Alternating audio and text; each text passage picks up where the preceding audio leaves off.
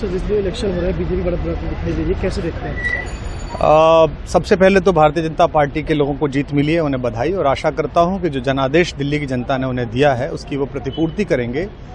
और वे सब आम आदमी पार्टी के लाखों करोड़ों कार्यकर्ता जो अन्ना आंदोलन से आए, जिनके बहुत ही निश्चल, निष्पाप और बड़े भारत की राजनीति को बदलने के सपने की हत्या एक निर्लज्ज, नीच, मित्रहंता, आत्ममुग्ध और चरित्रहीन व्यक्ति ने की, उसके प्रति तो क्या संवेदना। दिल्ली को उससे मुक्ति मिली। और मैं ये जानता हूं कि अब जो आम आदमी पार्टी में लोग बच गए थे सत्ता के लोभ में, लालच में, पदों के लिए, उस पैसे के चक्कर में, वे सब भी अब वापस जाएंगे, लौटेंगे, कुछ अपने व्यवसायों में लौटेंगे, कुछ पार्टियों में चले जाएंगे। और पतन यहाँ से प्रारंभ हुआ है उन लोगों का।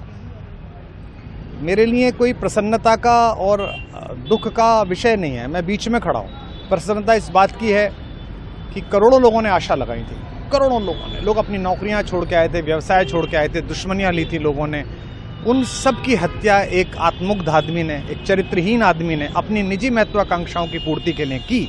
उसको दंड मिला, ईश्वरीय विधान से दंड मिला। प्रसन्नता इस बात की भी है कि न्याय हुआ। आज जब कहना नहीं चाहिए, लेकिन आज टीवी पर जब जंगपुरा का निर्णय आया और सामने दिखाई दिया कि मनीष हार गया, तो सदा तटस्थ रहने वाली और राजनीति से विरत रहने वाली मेरी पत्नी जो है, उसकी आंख में आंसू आ गए, वो रोने लगी। क्योंकि उसी से उसने कहा था कि अभी तो है ताकत, और उसने कहा था भैया ताकत सदा तो नहीं रहती। तो ये अहंकार आशा करता हूँ अगले लोग नहीं करेंगे, जो बाकी दल है वो नहीं करेंगे, इससे सबक लेंगे। और दिल्ली के नागरिकों को मैं अच्छे शासन के लिए बधाई देता हूँ। अब भारतीय जनता पार्टी अपने नेतृत्व में सरकार बनाकर दिल्ली के जो दुख थे पिछले 10 वर्ष के, उन्हें दूर करे। और आम आदमी पार्टी के समस्त कार्यकर्ताओं को कहता हूं कि आपने जिस किसी भी लोभ लालच में, सब कुछ जानते हुए एक ऐसे व्यक्ति के समर्थन में काम किया जिसने अपने मित्रों की पीठ में झुरा घोंपा, गुरु को धोखा दिया, अपने साथ कंधे से कंधा मिला के लड़ने वाली महिलाओं को अपने घर ला के पिटवाया, अपनी निजी सुख और साधन के लिए जनता का पैसा खर्च किया, अब उससे आशा लगानी छोड़ें, अब बाहर निकलें, अपना अपना जीवन देखें। मुझे राघवेंद्र सरकार राम की कृपा मिली, जिनका ये घर है, जिनकी कृपा से मैं यहाँ खड़ा हूँ। मुझ पर कृष्ण कृपा हुई कि मैं इस निर्लज्ज सर्कस से बाहर आ सका। मैं उन सब से भी अच्छे भविष्य की कामना करता हूँ कि वो कोई गंदगी ना फैलाएं कहीं भी, वो लौट जाएं अपने शिविरों में। जिस तरह माधव को, कृष्ण को दूत देख कर भी भरी सभा में अट्टहास करने वाला दुर्योधन जो ये कहता था सुचिग्रम नैव दास्यामि बिना युद्धे न केशवः, बिना युद्ध के 5 गांव भी नहीं दूंगा, आज वो अपनी सीटों के लिए तरस रहा है।